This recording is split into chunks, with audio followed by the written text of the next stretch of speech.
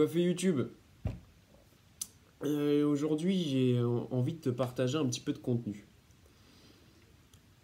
Alors, ça vient pas de ma propre réflexion, puisque ça va être une synthèse, un résumé d'un article que j'ai lu il y a quelques semaines. Un article qui concerne l'école. Oui, bon, certains vont me dire encore l'école. Ouais. Bon, déjà, je t'emmerde, cordialement. Et puis deuxièmement, parce que je fais ce que je veux un petit peu quand même, hein. Et puis deuxièmement, c'est vrai que c'est assez récurrent sur ma chaîne. Mais l'éducation, c'est un peu mon cheval de bataille. Et tu peux pas parler d'éducation, aujourd'hui en tout cas, sans parler d'école. Et d'ailleurs, pas qu'aujourd'hui, puisque depuis 1882, avec les lois Ferry, ou je sais plus, c'est 81 peut-être, en fait, l'école est obligatoire. Alors, je sais qu'il y a des parents qui font l'école à la maison, et d'ailleurs, j'encourage cette pratique, cette transmission du savoir, ce type d'éducation, plutôt que d'envoyer ces gamins à l'école, dans le système scolaire.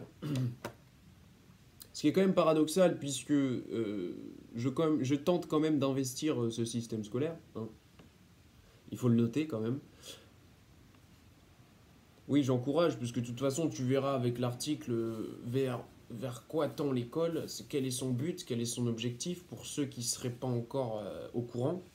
Et c'est pour ça d'ailleurs que je vais essayer de proposer une synthèse de cet article que j'ai trouvé très pertinent. Bon, pour d'autres, ça va être peut-être des redites, hein. Dire, bon, on sait tous que l'école est un appareil idéologique d'État.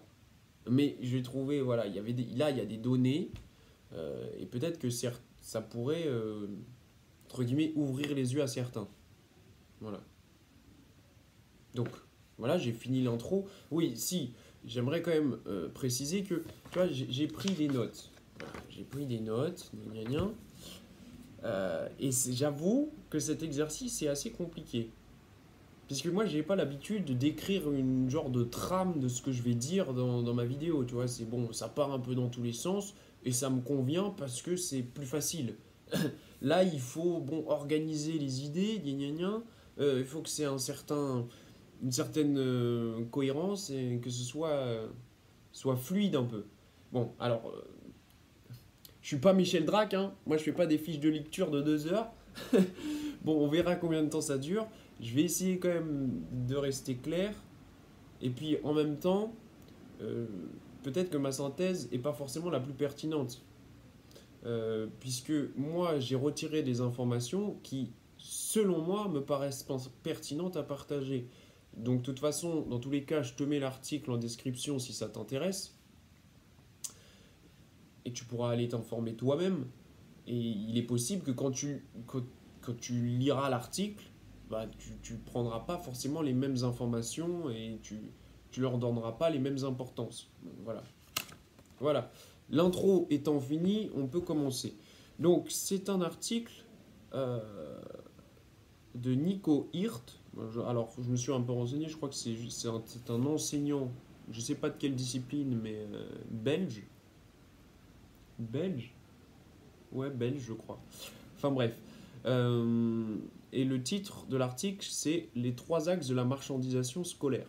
Bon, le ton est donné un petit peu, hein. Ah oui, et ce qui est important aussi de retenir, c'est la date de publication de l'article. 2001.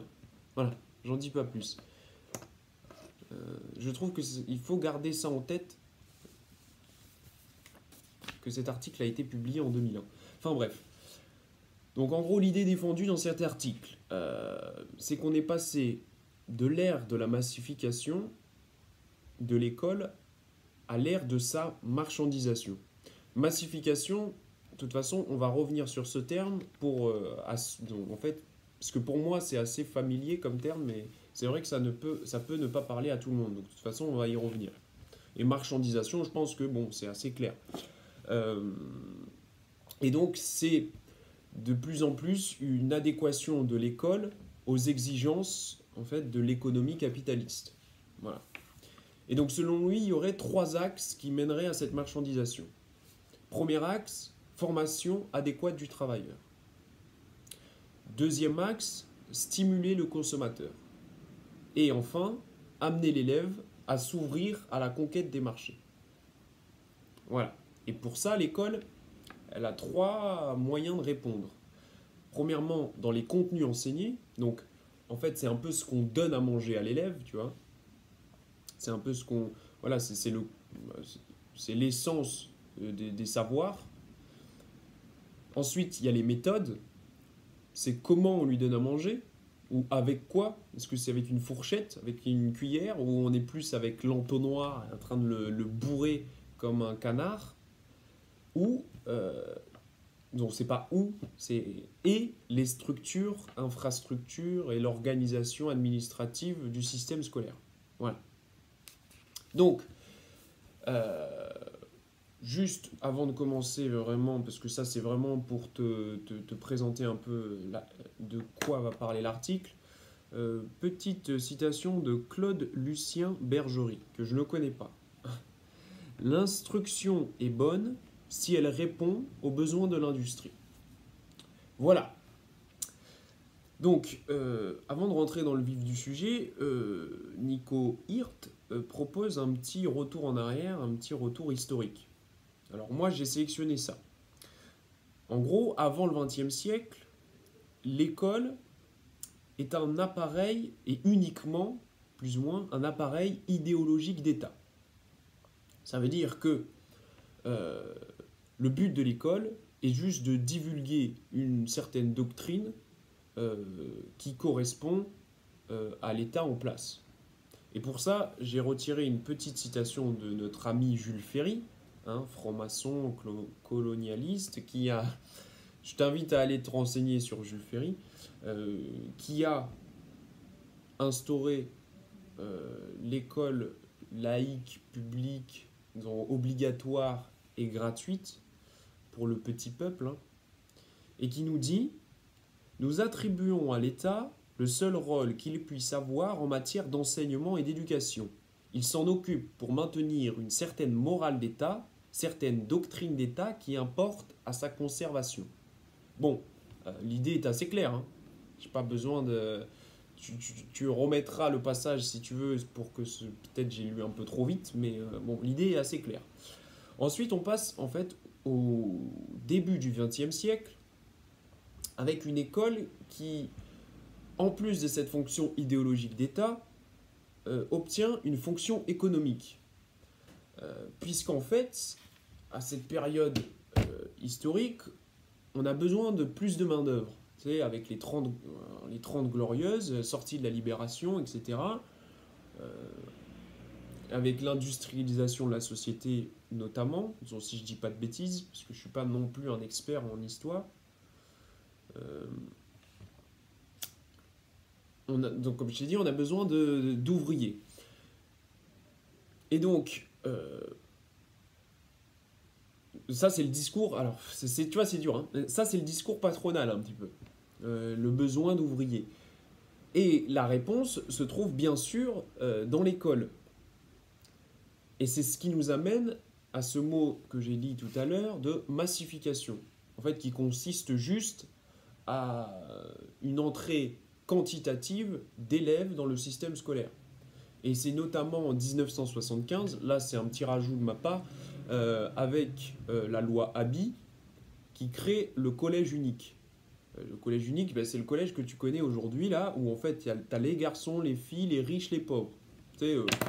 Comme toujours, au premier abord, c'est sympathique. On se dit, bon, ça va être méritocratique. Voilà ce qu'on propose en fait à des classes populaires prolétaires, une possibilité de promotion sociale, ou en tout pas pour eux, mais pour leurs enfants. Voilà. Bien sûr, c'est de la poudre aux yeux, puisque les ouvriers qui vont devenir qualifiés à l'issue de cet apprentissage, en fait, ils vont avoir le même statut social que les ouvriers non qualifiés d'il y a 30 ans. En fait, il n'y a pas de progression, il y a juste une disparition d'un certain type d'ouvriers, ou une disparition, c'est plus ou moins vrai, puisque les agriculteurs, ils sont encore là, et on voit leur situation aujourd'hui avec les suicides, etc. Et c'est d'ailleurs avec un peu cette massification de l'école qu'il y a la thèse bourdieusienne, c'est ça, comme ça qu'on dit, euh, et qui parle, tu sais, de l'école comme appareil et machine de reproduction des inégalités. En gros, on présente l'école comme une possibilité de grimper dans la hiérarchie sociale. Or, de façon générale, c'est faux. Voilà. Euh, et encore, bien comme d'habitude, hein, qui sort gagnant de cette grande mascarade? Les bourgeois et les élites. Hein. Donc on est plus sur une massification de l'échec qu'autre chose. Euh, alors voilà, donc là, ouais, c'est dur d'être fluide. Hein. Excuse-moi, je remets mes idées en place. Donc, à partir de ce moment-là, en fait, à partir des révolutions industrielles, de l'industrialisation, pardon, euh, de la France et des métiers, on a en fait un certain changement de cap. Alors moi j'ai appelé ça comme ça, je ne sais pas si c'est pertinent de l'appeler comme ça, mais bon, voilà. En fait, il y a trois étapes il y a trois éléments dans ce changement de cap. Il y a l'innovation, avec l'accélération fulgurante du développement de l'introduction et l'introduction du numérique. Voilà, j'ai pris un peu un exemple dans l'article. Il nous dit que l'avion a mis 54 ans pour conquérir 25% de son marché, quand Internet en a mis que 7 ans pour conquérir la même part de marché, donc soit un quart de son marché. Donc en gros, ça crée un environnement économique instable, chaotique, et ça, quelles répercussions? Bah, une instabilité et une précarité croissante de l'emploi. Je suis toujours dans l'article. Alors c'est vrai que on dirait que c'est moi qui le dis. Tout ce que je dis, à part si je fais une précision que je nommerai, tout sort tout droit de l'article. Hein. J'essaie juste de faire en sorte que ce soit plus digeste. Je ne sais pas encore comment le mettre en forme. Tu me diras si ça te convient. Deuxièmement, ouais, je reviens. Donc, premièrement, innovation qui caractérise ce changement un peu de contexte. Deuxièmement, c'est le marché du travail. Comme j'ai dit, instabilité, précarité. Quelques données, on a 70% des jeunes qui ont un emploi précaire au début de leur vie active, un nombre de CDD qui double entre 1994 et 1995. Et enfin, j'ai noté, alors c'est pas en France à proprement parler, mais j'ai noté que le rapport FAST2 ou FAST2, je ne sais pas comment on doit le dire, montre qu'à partir de ce moment-là, en fait, à la fin de la massification, quand en fait ils n'ont plus besoin de main-d'œuvre, il y a une augmentation des métiers non qualifiés, du style nettoyeur, aide-soignant, vendeur, caissier. Et ce qui m'a fait un peu doucement sourire quand même, pour montrer à quel point le travail déshumanise quand même. Là, c'est une précision. À quel point le travail, pas une précision, mais une intervention de ma part, quel point le travail déshumanise l'humain. C'est une répétition, mais c'est pas grave. Il y a 250 nouveaux emplois entre 1998 et 2008 concernant le métier de remplisseur, de distributeur de boissons et d'aliments. Ouais, j'ai rien d'autre à ajouter sur ça. Et enfin, la troisième caractéristique de ce changement de contexte, c'est un désengagement de l'État dans le service public. Et j'ai noté une petite phrase de la table ronde européenne des industriels. Il convient d'utiliser le montant très limité d'argent public comme catalyseur pour soutenir et stimuler l'activité du secteur privé. Voilà. Hein et ça fait bien sûr écho à leur connerie de ruissellement des riches là, et qui nous pissent dessus avec leur argent. et qui nous disent, bon voilà, plus nous on devient riche, plus vous allez devenir riche, qui est bien sûr du pipeau, et qui en gros justifie la défiscalisation compétitive. Donc, comme je t'ai dit, là, on est à la fin de la massification. On est à 50 à 60% de création d'emplois d'ouvriers non qualifiés. Et en fait, cette fin de massification, elle intervient parce que ça n'est plus rentable euh, de former des ouvriers qualifiés. Mais c'est quand même délicat de mettre fin à la massification scolaire. Tu vois, on ne peut pas dire, là c'est moi qui interviens, on ne peut pas dire aux parents, bah, les mecs, on ne veut plus de vos gamins, on n'en a plus besoin. Quand on en aura besoin, on vous appellera. Tu vois, politiquement, c'est pas politiquement correct. Bon, ils nous font, tu sais, ils nous enculent, mais quand même ils mettent la vaseline, tu vois, ils mettent les formes. Ou la biafine, parce que bon, là on n'est plus sur de la vaseline, on n'est plus sur de la biafine, hein, il faut penser ses plaies. En bref. Donc, pour répondre justement à cette difficulté, qui vient à la rescousse? L'OCDE, Organisation de coopération et de développement économique, entre autres avec la Commission européenne. Alors, qu'est-ce qu'ils disent ces gros enculés? Ça sort de l'article. Et là, je pèse mes mots. Si l'on diminue les dépenses de fonctionnement, il faut veiller à ne pas diminuer la qualité de service, quitte à ce que la qualité baisse, à la quantité, pardon. Je refais. Si l'on diminue les dépenses de fonctionnement, il faut veiller à ne pas diminuer la quantité de service, quitte à ce que la qualité baisse. On peut réduire, par exemple, les crédits de financement aux écoles et aux universités, mais il serait dangereux de restreindre le nombre d'élèves ou d'étudiants. Les familles réagiront violemment à un refus d'inscription de leur enfant, mais non à une baisse graduelle de la qualité de l'enseignement. Document publié en 1996. Tu auras les sources dans l'article, il te cite tout, t'inquiète mon petit pote. Donc voilà, hein, on est sur une bonne grosse dose d'enculé. Mais bon, ouais, ça me fout quand même la haine, même si je le savais, hein, mais ça fout quand même la haine. Et si t'es tranquille pépouze dans ton siège et que ça te fait même pas tilter, bah franchement, on est mal barré. Bon, on n'est déjà pas, on n'est pas dans de beaux draps déjà, alors bon, enfin bref. Donc là, tu vois, je t'ai parlé un peu de l'OCDE, Commission européenne. Donc en fait, pour faire simple, là je reviens, c'est toujours l'article, hein, pour faire simple, il n'y a plus d'école française. En fait, on est sur des écoles européennes. Voilà. Et bien sûr, qui investit les commissions européennes et tout ça, hein? Les marques, les entreprises et les lobbies. Voilà. Et donc, eux, qu'est-ce qu'ils aimeraient, en fait? Ces petites merdes. Bah, en fait, ce qu'ils aimeraient, c'est pouvoir intervenir directement sur les programmes scolaires.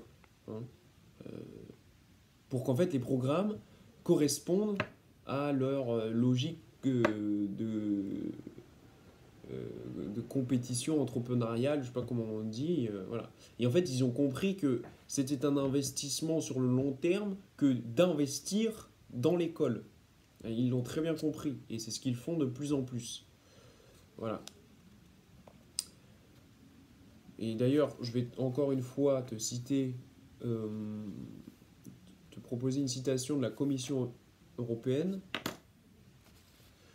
Nous devons certes préserver les différences de structure et de systèmes qui reflètent les identités des pays et régions, mais nous devons également admettre que nos principaux objectifs et les résultats que nous visons tous sont remarquablement semblables. Bien sûr. Hein. Donc en gros, les politiques éducatives sont communes à tous les systèmes scolaires de l'Union européenne.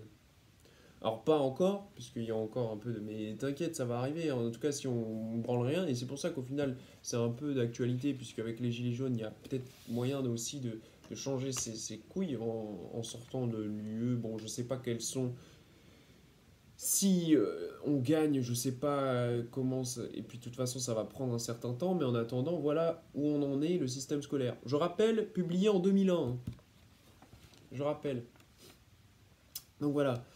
Et donc, c'est quoi la ligne directrice en fait? Parce que comme je t'ai dit tout à l'heure, comment ils vont faire pour faire en sorte de faire baisser la qualité de l'enseignement?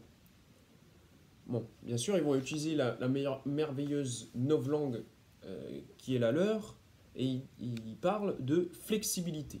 Voilà. C'est le maître mot, euh, tout droit sorti, hein, de l'entreprise. Et du coup, comment on peut être flexible? Alors, je te lis une petite phrase. Par l'apprentissage tout au long de la vie. C'est beau, hein? C'est ça qui m'étonne, c'est que c'est toujours sous couvert de bonnes intentions et de bienveillance. Et en fait, c'est pertinent. Je sais pas, l'apprentissage tout au long de la vie, mais c'est exactement ça. Mais non. Bah, parce que eux, leur but, c'est quoi? Pourquoi ils veulent que tu apprennes? C'est pas pour que tu puisses t'émanciper, tu puisses avoir un regard critique et pouvoir appréhender toutes les dimensions du monde. Non, non, non. C'est de rester productif et employable. Voilà. Une bien grosse sous-merde, quoi. Bien soumise, qui reste dans le formatage qu'on lui a donné. Alors on lui donne, mais pas trop, parce que si on lui donne trop, ben, il va se rendre compte de la supercherie. Voilà, en gros c'est ça. Et donc les trois maîtres mots que je retire de l'article, adaptabilité, responsabilisation et dérégulation. Dérégulation, c'est plus par rapport au système scolaire en lui-même, aux structures du système scolaire. Et donc, on arrive, pour pouvoir répondre à ce besoin de flexibilité, d'adaptabilité et de responsabilisation de l'élève, bien sûr, on arrive à ces fameuses compétences. Puisque là, je fais une petite aparté, aujourd'hui à l'école, euh, on n'est plus sur la transmission de savoir. Alors, je sais que ça paraît être juste, comment dire, une, un changement de sémantique, mais dis-toi que en fait, dans la politique, tout ce qui a trait à la politique, dès qu'il y a un changement de nomenclature ou de syntaxe, qu'il y a un nouveau langage, en fait, c'est pas anodin. D'accord? Et là, aujourd'hui, on parle plus, comme je t'ai dit, de transmission de savoir, on parle de construction de compétences, voire de co-construction. Et comme, encore une fois, comme j'ai dit, la compétence en soi, c'est pas quelque chose de. Être compétent, c'est pas mal en soi, donc c'est bien de rendre les élèves compétents. Puisque la compétence, selon. J'ai retiré la définition de l'article, justement, ensemble intégré et fonctionnel de savoir, savoir-faire, savoir-être et savoir-devenir qui permettent, face à une catégorie de situations, de s'adapter, de résoudre des problèmes et de réaliser des projets. Encore une fois, bah, où est le mal? En fait, le mal, c'est toujours la façon dont ils utilisent le truc, quoi. En fait, ce qu'ils ont fait, c'est qu'ils restreignent euh, ces compétences euh, à des savoirs élémentaires. Voilà, à des savoirs élémentaires. En fait, ils vont te donner le minimum, juste ce qu'il faut pour leur propre intérêt. Ça veut dire avoir des travailleurs, avoir des consommateurs, mais sans réellement te donner des compétences et des savoirs qui te permettent, encore une fois, de t'émanciper intellectuellement. D'accord? En fait, eux, ce qu'ils privilégient aujourd'hui, c'est les compétences professionnelles et sociales. Et c'est un peu ce que tu retrouves dans le discours auto-entrepreneurial. C'est ouais, le réseau, gna gna gna, voilà. C'est ça. Et donc, du coup, en fait, il y a plus réellement de savoir, de savoir réel du type philosophie. Bon, déjà qu'il y en a que en terminale, mais bon, enfin bref. Sciences, tu vois. Bon, faudrait que je rentre dans les détails, mais c'est pas le but de la vidéo.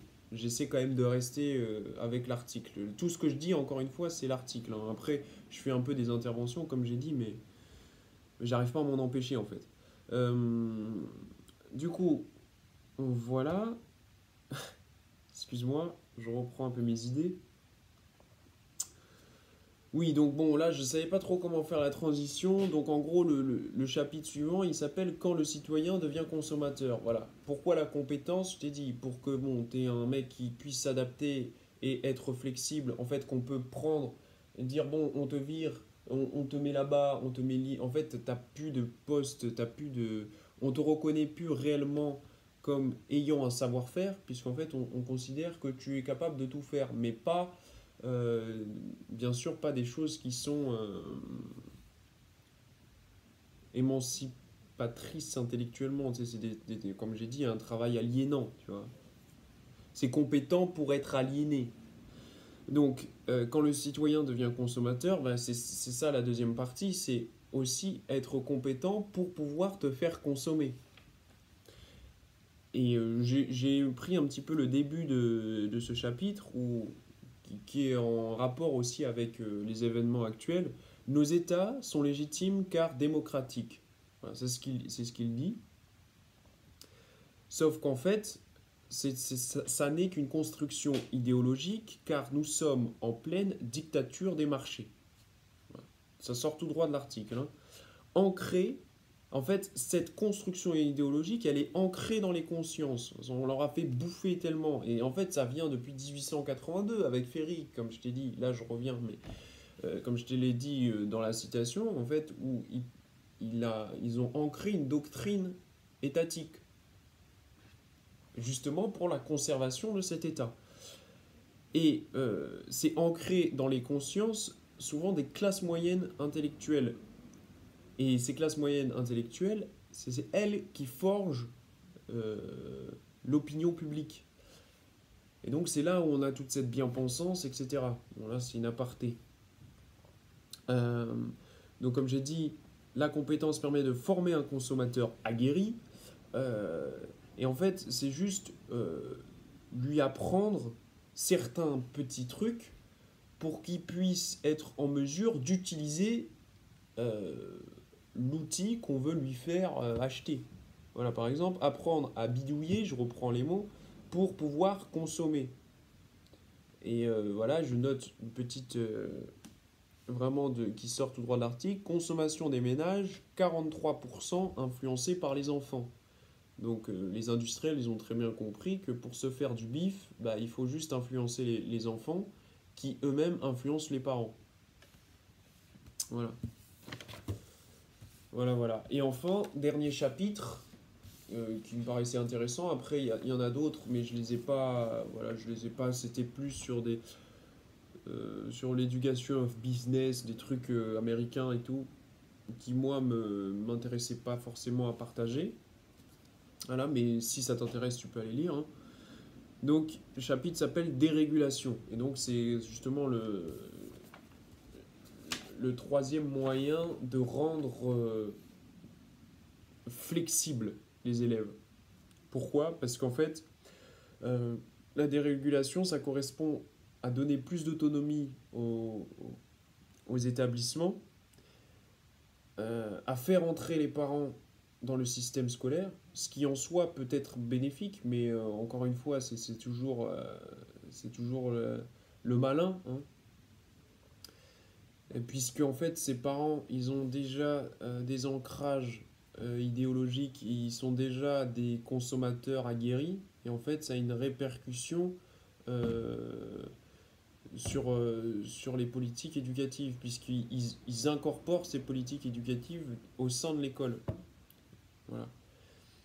Et l'augmentation de l'autonomie des établissements, ça permet de faciliter les partenariats avec les entreprises et donc de faire entrer toute l'idéologie entrepreneuriale, l'esprit d'entreprise, la compétitivité et toute la mierdasse voilà, de l'entreprise.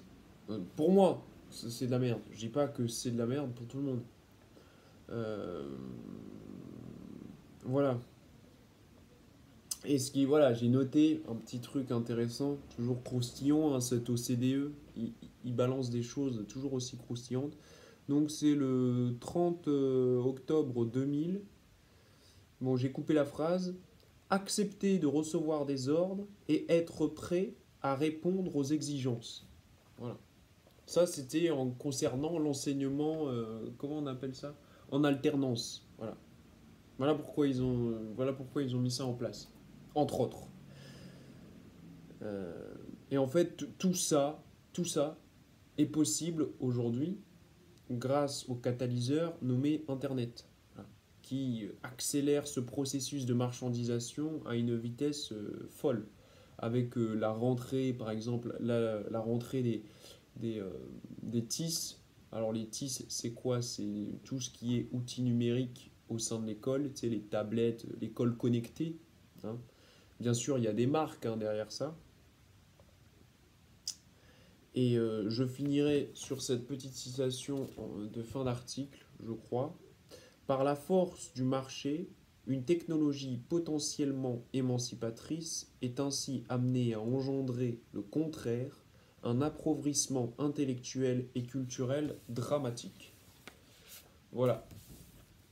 Donc encore une fois, ça n'est pas en soi ce qui est fait et ce qui est proposé qui est pas bien, c'est comment on l'utilise, comment c'est orchestré, etc. Et pour des intérêts en fait qui sont que marchands. Voilà. Donc j'espère que cette vidéo t'a un petit peu éclairé. J'espère que ma synthèse a pas été, bon, ça fait 31 minutes, mais bon, 15 pages, voilà. Euh, c'est la première fois que je fais cet exercice, donc je suis désolé si c'était un peu brouillon. Je le referai avec d'autres articles qui me paraissent intéressants à partager. Et en fait, je suis parti dans cette démarche parce que je me dis que, bon, déjà, on ne peut pas tout lire, on ne peut pas tous tomber sur tous les articles. Deuxièmement, moi, je suis un peu dans la sphère universitaire, donc j'ai peut-être plus facilement accès à certaines données, euh, certains articles, puisque j'ai des plateformes dédiées, tu vois. Et donc, autant le partager, hein, parce que normalement, c'est des plateformes qui peuvent être payantes, etc. Bon, là, c'est pas le cas pour cet article, hein, mais je dis pour des articles futurs, voilà, l'idée, en gros, c'est ça, c'est de pouvoir te partager un peu d'informations, euh, pas juste mes réflexions, mais aussi un peu d'informations qui concrètes, et pas juste basées sur ma propre vision des choses, tu vois.